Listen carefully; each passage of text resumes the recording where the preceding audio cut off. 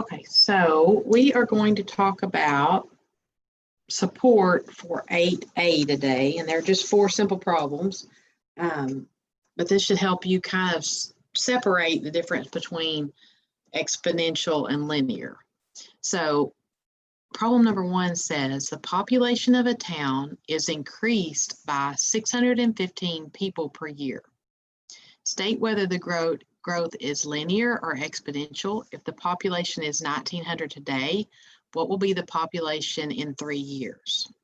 Okay, well, the first thing that you need to do to decide whether it is linear or exponential is you just need to think about, well, what's happening here, right?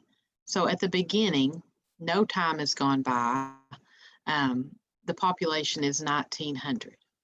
Now, the next thing it says is that the population of a town is increasing by 615 per year. So to get the next year, we would have to add on 615. Okay, when you're having to add on to get to the next step, that's your first clue that this is going to be linear and not exponential. Because if it's exponential, you would have to multiply to get to the next step. So when you are adding on to get to the next step, it's going to be linear. So I would say if we add 615 people to the 1900, we would get 2,515. Year 2, we would add 615 again. That would get us 3,130. Now the question asks, so adding on is going to be linear. The question asks us, what's going to be the population after 3 years? So we would add on 615 again, and we would get 3,745. Okay. Started with 1900, we're adding on 615. That's going to be, when we graph that, it's going to make a straight line. It's going to be something that is linear. During the worst periods of hyperinflation in a certain country, the price of food increased at a rate of 25% per month. Okay, if you see a percent, you can almost always bet that it's going to be exponential because we're going to have to multiply to get to the next step. So linear, adding on to get to this next step. Exponential is going to be multiplying to get to the next step. So it says state whether this increase has linear or was linear or exponential. Well, it's exponential because we're multiplying to get to the next step. If your food was $90 in 1 month during this period, what was it 3 months later? Okay, so at the beginning, we've got $90. Well, 1 month goes by and the rate is 25%, that it's going to increase in value. So we do need to multiply by 25%. That's going to get us the extra value that it would increase, but we also need to get back the $90 that we started with. So to get back 90, we multiply by 1. To get the extra 25%, we multiply by 0.25. So 90 times 0.25, 90 times 1.25 is going to get us $112.50. So we can see it's going up. Now we need to multiply by 1 to get back what we already had, our $112.50. And we need to multiply by 0.25 to get back the extra increase of 25%. So in the second month, we would do 112.5 or $112.50 times 1.25. And I'm getting 140. And I'm going to go ahead and write all the decimal places, even though we're talking about money here, because they don't want the second month, they want the third month. So I'm going to go ahead and multiply by 1.25 again.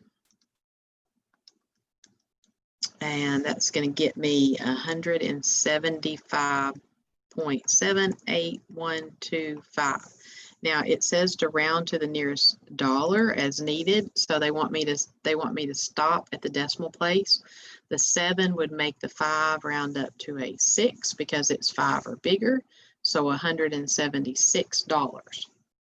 Okay, now let's talk about these formulas that you would have on this. So it could be possible on this first one, you know, if they said, and I go over this in chapter lesson 8A, but just to break this down a little bit, if they didn't want the 3 years on this problem and they wanted, well, hey, let's figure out what it's going to be 90 years later. Well, we could write a simple formula to calculate that. So we could say, well, we're starting out with 615 people, and we're going to add, no, that's wrong, sorry. We're starting out with 1,900 people, and we're going to add 615 people. In the beginning, we have 1,900. We're adding 615 every year, so we could let X be the number of years. And then we would just plug in the 3 and get the answer for X. Okay, that's what the linear formula would look like. Exponential is a little bit different. Our starting place is 90. We're starting out with 90. And we would want to multiply by 1.05, 1.25, where I'm getting that from, 1.25 to get to the next step. And X would go up here because we're multiplying by that step every time. So X, in this case, X is going to be the number of months. So I could go straight and plug in a 3 right here for my X, and it would give me my answer, and I wouldn't have to do all that work on the table that I just did. So sometimes that comes in handy, especially whenever you have something bigger, like if they were wanting to know what the 45th month is, well, we sure don't want to have to do this 45 times. We would just want to plug in 45 right here. Okay, let's look at the third problem.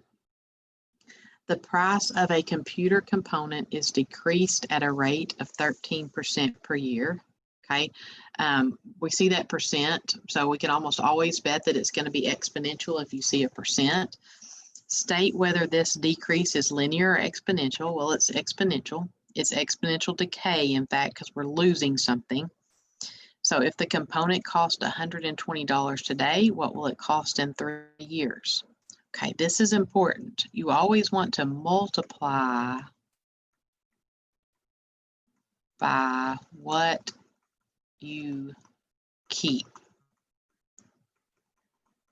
Okay, so in this problem up here on number 2, we're keeping 1 because we're keeping 100% of 90, and we're keeping 25% extra, so we multiply by 1.25. In this problem, we're losing 13% per year.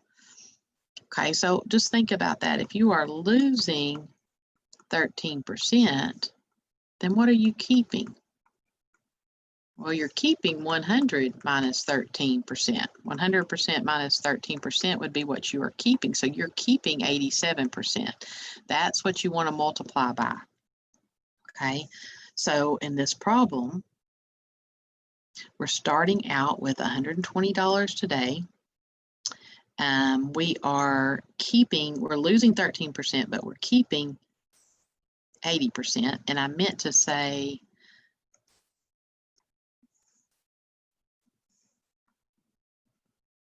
this would be 0 right here, because this is what we're, in before we started anything, we have $120. After the first year, and we multiply by 0.87, okay, because of the 0.87 is what we're keeping. We lost 13%. Okay, that's going to be 104.4. Then we're going to do this again because they want us to do what's happened at the end of 3 years. I'm going to go into this. So times 0.87 again. And I'm getting 90.828. I'm going to multiply by 0.87 again. And I'm getting what I would have at the end of 3 years, 79.02036. So you can see the price has gone down. And they want us to round to the nearest cent. So 79.02 is going to be my answer here.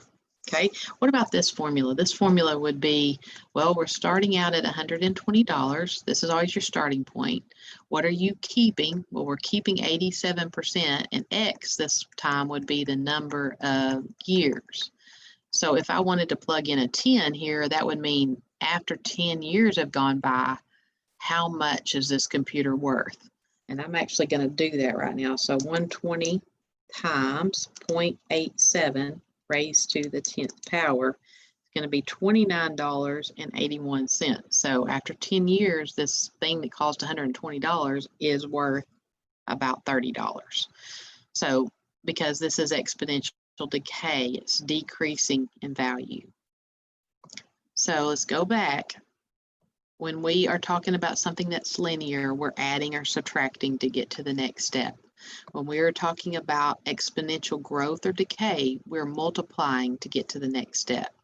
We're always multiplying by what we keep, not what we lose. So state whether the growth or decay is linear or exponential and answer the associated question. The value of a house is increasing by $2,200 a year. Okay, if it's worth $110,000 today, what will it be worth in 3 years? Well, so our starting point, we say X is the number of years. Okay, they tell us that our starting point is that we have a house that's worth $110,000, and it's increasing by $2,200 a year. So to get the next year, I would add $2,200. So that's going to be $112,200. I added to get to the next step, which is going to mean it's linear. If you multiply to get to the next step, it's going to be exponential. We would want to get to the year 2. We're going to add 2,200 again.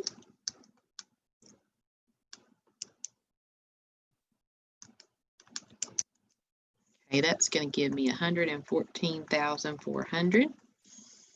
To get to year 3, we're going to add 2,200 again. And that's getting me 116,600. And that's exactly what they want for their answer. So to kind of wrap this up, if you are adding or subtracting to get to the next step, it's linear. If you're multiplying, it's going to be exponential. And you always want to multiply by what you keep, not what you lose. And I think most of these problems are going to allow you to make a table and get the answer and not maybe have to come up with a formula. But I do want you to know how to come up with a formula. Like on this one, I would say, okay, well, I've got $110,000 house to start out with. And to get the value every year, I'm getting to increase the value by $2,200 every year. And so this would be my formula. So if I wanted to know, well, how much is my house going to be worth in 15 years? I would plug in a 15 right here. So it would be 110,000 plus 2,200 times 15.